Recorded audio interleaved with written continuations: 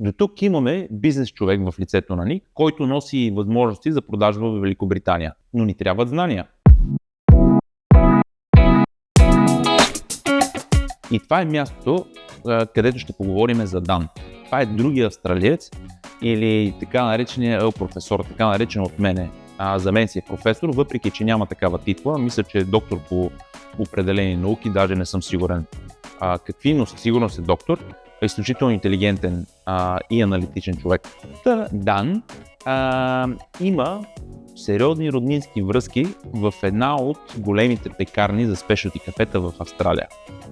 И собственика на тази пекарна няма нищо против да изпрати главния си пекар, който главен пекар също е роднина на Дан, да дойде в България и да ни пообучи в тънкостите на печенето. Дан също има отношение към спешалти кафетата, както и вече споменах, много аналитична и логическа мисъл, допринасяща за бизнеса. До тук имаме бизнес човек с пазара в Великобритания, аналитичен човек, който ще докара изключително ценни знания и контакти, които ще ни помагат в контрола на качеството.